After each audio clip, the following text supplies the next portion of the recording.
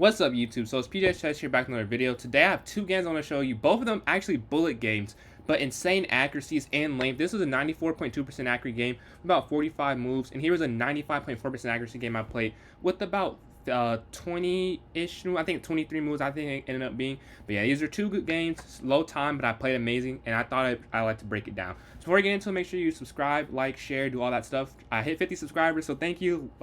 Congratulations me.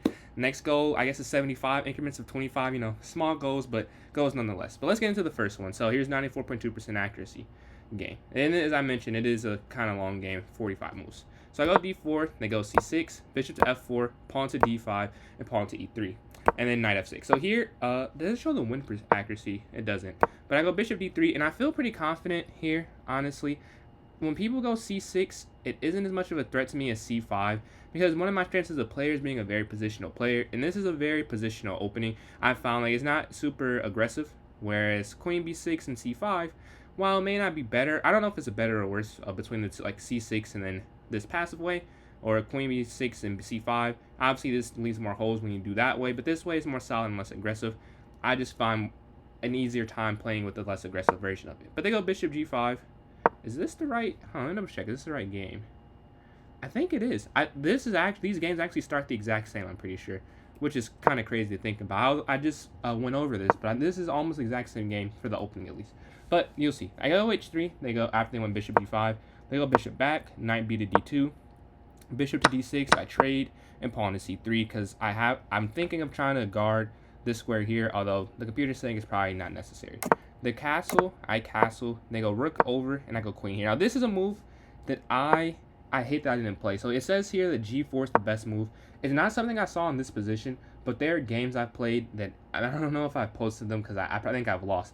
But I always go for this g4 and this, not always, f4 idea. There's a way, like, when these bishops, like this happens and this is traded off, or if the bishop is stuck behind these pawns, I'll go for a tactic like this. So I hate that I didn't go for it, and it was the best move. And I'll play it when it's not the best move. Just like, it's an idea that makes sense to me, but it doesn't necessarily work in that capacity that turn. But they slide their bishop back. I go e3. No, e4, excuse me. Now, I said I should have taken the bishop here. It's not something I really consider too much doing, just because, well, let's just do it. Because after this, and it says the best move. In my mind, there's not a whole lot going on. I guess maybe because I could go knight there, but I just feel like after knight there, this is a pretty inevitable move. I think maybe what I'm missing is that I could probably go knight here, and then if they went knight there, f4? Is that possible? Yeah, okay, so that's what I missed. Now that this is cemented, and they can't go knight there to get that angle, or knight there because there's a pawn there. So I see why that made sense, but you maybe also be able to see why I decided to go e4 instead, especially in a bullet game. It just didn't make... I didn't understand why, and I saw like a way to push, and then it's an even trade in the center of the board. So they take, I take, they take, I take, they take, I take. Pretty boring. We exchange everything. I get a centralized queen. I'll have a small attack there, but they quickly get rid of that. They go knight to d7. Only logical move, honestly. Anything else probably would have been a mistake. They want to get their knight to this side of the board immediately, 2 moves away. Like, I don't think any... I wonder if it could show an analysis board real quick. What are the differences in position after... Okay, no, they had a few different moves. It actually wasn't... Okay, they didn't have to do that. I thought they did, but they didn't. But I slide my rook over to e1. They go knight here to f6. Slide my queen over. Now, I considered drop... Not even consider here. I consider, like, not there. Here, or all the way back. Queen e3, I didn't consider because of knight there. An initiative, but man, I didn't need to worry about it. But I decided to go here. Just I felt like keeping pressure on their side of the board. And earlier I mentioned the g4 idea. This is where I actually considered doing it in the game. As before, I did not in this game. But I thought about doing this. I could roll down the side of the board, but you'll see it doesn't happen. They go c5. I take. Now, I saw rook over, but I just didn't think it worked. Or not that it didn't work. I thought it made more sense to do this. So now it's sort of like chess. It's my turn. Like once the trade happens, I get a free move, so to speak. But if I do rook over, and this actually could be wrong. Take. I guess it's the same thing where I get a free move after they move their queen out the way. Okay, but that's what I was thinking in that short time period. Let me just do it this way. So now the baton's back to me, and I get to make a move. If there are no threats, no initiatives, then I can do something. Offer a queen trade, and they accept. Now they're going to offer the queen trade. I didn't see a whole lot, and I saw that they could, get to attack these pawns pretty quickly. Maybe get on this open file, and I went for that. Although it isn't the best idea. We trade here. They go pawn here to a6. I go pawn to a4. I really want to stop b5, especially in this position, because they'd have a very easy minority attack. So let's say I went g4. They go here. This is just like loose idea.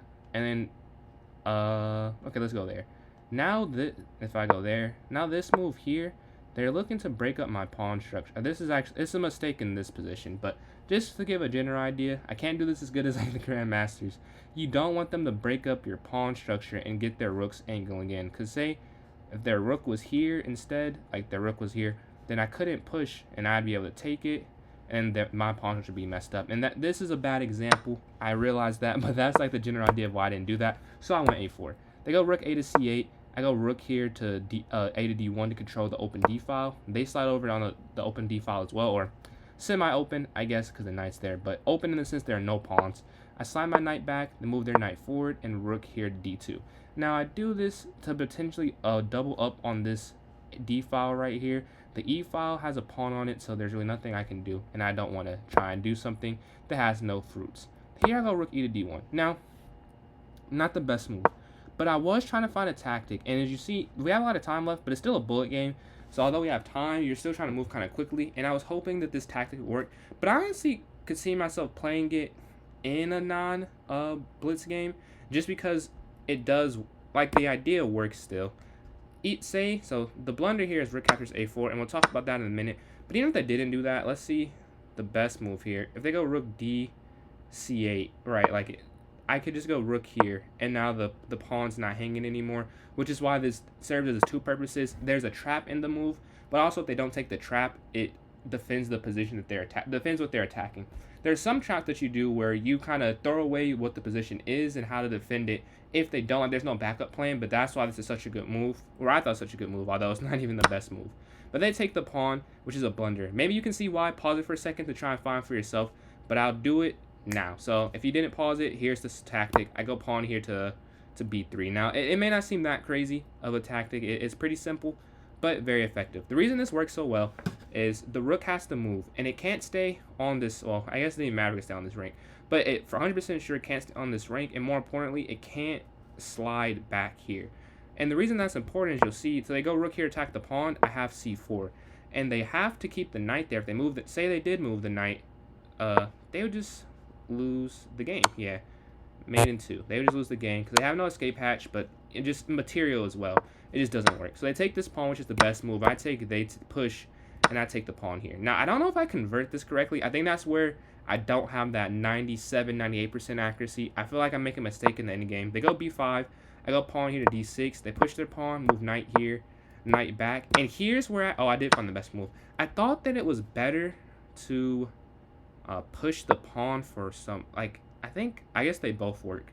This is the second best move. So I went for the materialistic way, because my thought process was, it doesn't really matter how I do it.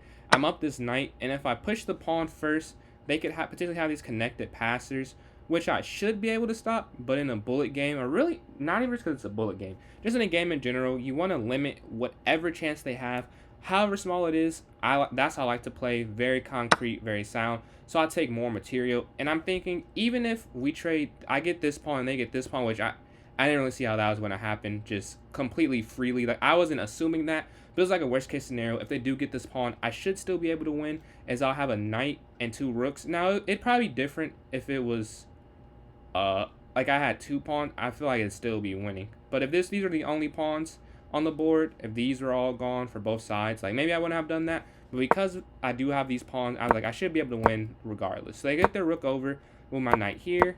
I move my rook up and attack their pawn.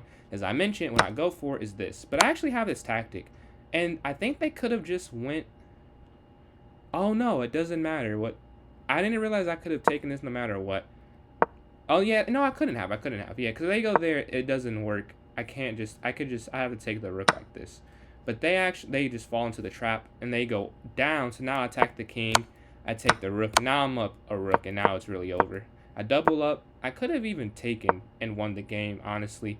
I just no point of winning like that. But just because they'd have two pawns versus three, and that actually be winning as well. But I go for the more concrete. I take this, and they resign as they're down a rook and a pawn. There's no real way to defend this position, honestly. Like the king's completely cut off from doing anything, and if they move the rook, which I guess it will say they did, their king is still cut off, which is the bigger issue here. Uh, I mean, there are, as you can see, more than one issue. But I can also work on a checkmate pattern in some way in there because there's not enough squares for them to attack my rook continuously. Like there are some positions where the king can just yo-yo from where the squares the rook can go to and keep poking it. I mean, I wouldn't if they went there. I mean, go there. But once they yo-yo back to this square after going from that square, it's protected. So it's not like I could kick my piece off. So yeah, that's how I won that game, 94.2%. Now I have this one. It is a bit shorter, so not as interesting in my opinion, but it was a good game nonetheless. Well, good game for me. And you'll see what I mean why I said it was so similar. So I go d4, they go d5, bishop f4, pawn to c6. Again, as I mentioned, pretty similar to last game. e3, knight f6. I actually got deja vu because I think the first four moves are exactly the same. It might even be more than that. Bishop g4. I think, yeah, it's at least the first four. I think bishop g4 comes in a different time in this game. No, it's the same first four moves. Knight f3, and then knight f3, pawn to e6, pawn to e6. Yeah, okay, I thought it was very similar, but I go h3 here. I don't think I go h3 here. No, I do. Bishop drops back, pawn to c3, pawn. Okay, I make a difference. So I do something different. Interesting. I wonder why I did this versus that in that game. All right, but nonetheless, as you see, that's why I was so confused what I was reviewing, because I just went over that game. But in this game, I went c3 instead of knight b to d2 first, and they go bishop here. So that's the difference, and that's where the game goes in a different way. We trade bishops. They take back with I take their bishop. They take back with the queen, and we trade bishops. I go knight b to d2. They go knight b to d7, and queen to b3, looking to attack this weakness here on b7. They move their pawn forward, which isn't an accuracy, and does end up losing them the game. Now, they could have lost the game for different reasons, but I feel like this is where it goes wrong. Even though it's an accuracy, and I don't even take advantage of it all the way correctly. I go a4, they cast, so I take, and I take. So as I said, I make an accuracy myself, but at this point, I have the confidence. I think chess is more of a sport than people give it credit for, and I was just feeling too confident. I don't think I would have lost this game, even if they didn't make that mistake. Once they went b5, I think it was just over, honestly. I move my queen back here to a4. They take this pawn. I take this. As you can see, I'm up one pawn. Now, this pawn is weak. I don't really know why I didn't go rook here. Maybe oh, yeah, or queen over, just attacking it.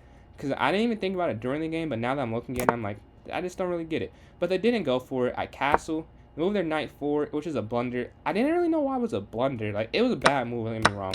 But it only drops a pawn. Usually dropping a pawn is not a blunder, but it is in this scenario. What they were trying to do, I assume, is attack, because say I would never do this, but or I say I want to say never, but now they get an extra piece, as you see, 2 minor pieces and 1. So I think that was their idea. They may have missed that I could take it. I don't know if they missed that or they missed the pawn drops after. Whatever it is, I'm up 2 pawns going into the rest of this game. They go knight here to f6, and I go bishop here to a8. And now I actually want to go over this for a quick second. I reviewed this earlier on my phone, and it was saying that this move is not right, or this is okay, but that rook here is better, and I could not understand why it's better. So my idea was, what if they just take the bishop? I just have to be missing something here. If they take the bishop, play rook x b2, rook x b2. Like I don't get queen a8. They can just slide the rook back. All right, I guess. Oh, I see. No, I still don't get it. I'm still up to 2 pawns. Like, what's the difference? Maybe it's because it's simplified, but now I feel like this is easier to target. I don't know. This is better, apparently. Oh, I can keep going over this. They go here. What? C4. Oh, because they have no escape hatch. Okay, I do get it now. That's why that makes more sense. I didn't see that, obviously. I moved my bishop to the corner to avoid that. We trade here, and we get a little bit different of position. But I go c4 to attack their knight, and I had this idea to roll down the board. I didn't even consider the best move in this position, queen to a5. Queen to a5, wow. Because it just made too much sense to me. And I'm like, the pawn's 3 squares away from queening. I'm controlling this diagonal. It just felt like a pretty easy position. But none of that even wow. Been talking a lot the last 2 days, excuse me. But none of that even matter, is they go queen here to e7, I take the queen, and I get the win. So yeah, that's how I won those 2 games, 2 bullet games. Did not think bullet chess could be so interesting and informative. Honestly, I didn't think I'd ever review a bullet game on my long form content. I do on my shorts or on my TikTok page under the same name if you like my content. But yeah, I just played really good. I've been playing a whole lot, so it felt good to get a win like this. Now I'll have chess club today, so that'd be cool as well. But yeah, thank you for watching. I hope you could take something from this video. If you enjoyed, make sure you subscribe to keep up with the stuff that I post. Have a good one.